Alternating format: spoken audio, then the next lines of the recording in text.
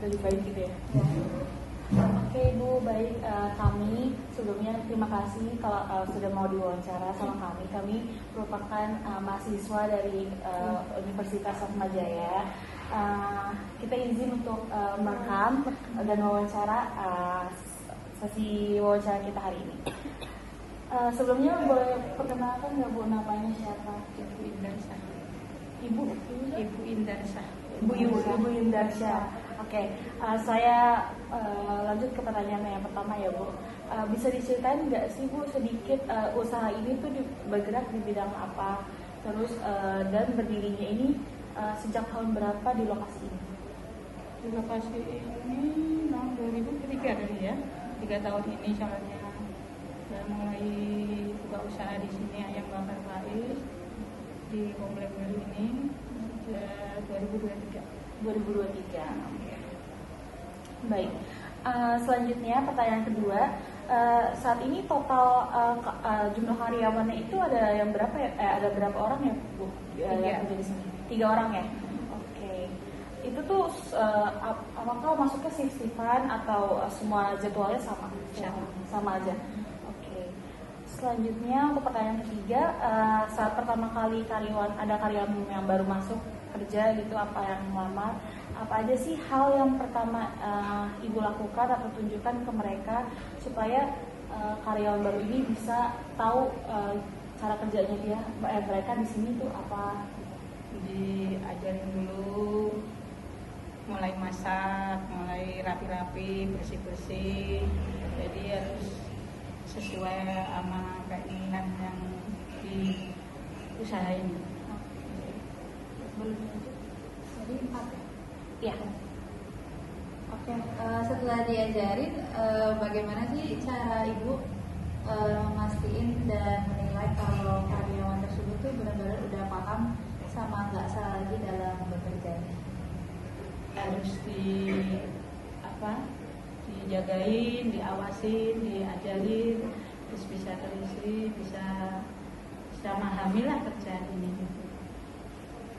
Terus dalam membimbing karyawan yang baru ini, apakah Ibu turun tangan sendiri secara penuh atau dibantu oleh yang karyawan senior lainnya? Terus apakah karyawan itu sendiri juga aktif mencari tahu sendiri cara kerjanya? Harus diajarin Sama Ibu ya? Iya, saya harus turun tangan sendiri.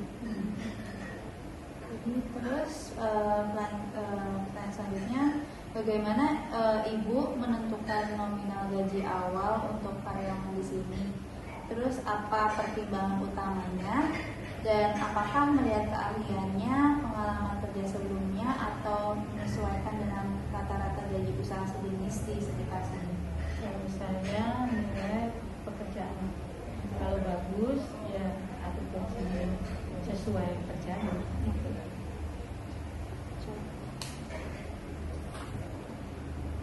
Kalau untuk sistem pembayarannya sendiri bagaimana? Apakah sistemnya bulanan, tahunan, mingguan, harian, atau ada sistem komisi per produk yang terjual? Per bulan.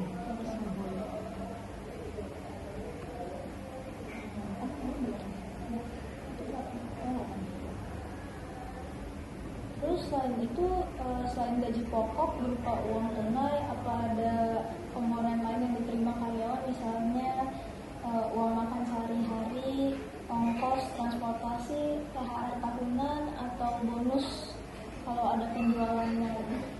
Kalau di sini makan di sini, tidur di sini, gajinya pokok, kalau THR ada tahunan.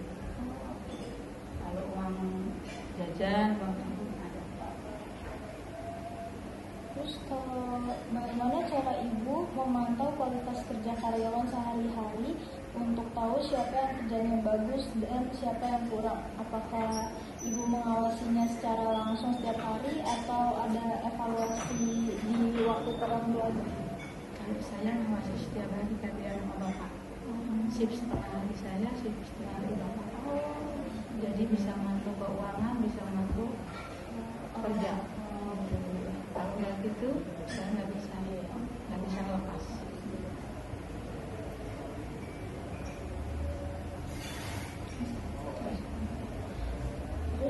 bagaimana cara ibu untuk memunculkan ide-ide baru untuk mengembangkan usaha, seperti ada menu baru atau strategi promosi atau layanan baru? Layanan baru, jadi layanannya harus bagus, makanannya harus terjamin, harus sesuai lah.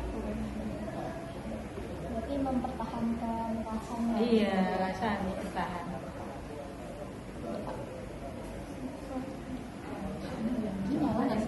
Kalau bisa dicepatin, belum sholat dulu ya.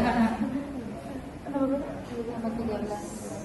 Jika ibu melihat ada proses kerja di dalam yang jika ibu melihat ada proses kerja di dalam yang tidak efisien, boros bahan baku atau membuat pelayanan jadi lama, apa langkah yang ibu ambil untuk merapikan aturan atau sistem kerja tersebut?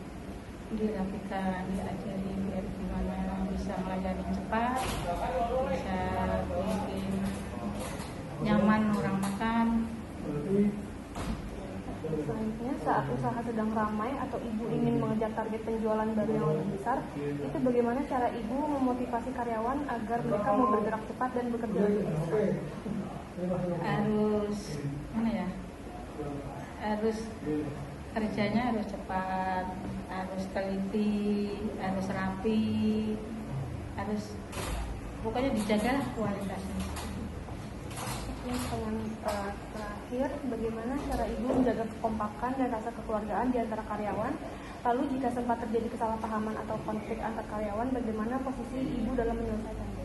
Harus didamaikan, harus dibicarakan, harus pokoknya sesama teman harus saling menjaga kehormatan, menjaga kualitas apapun lah istilahnya, tanda bicara apapun harus dijaga.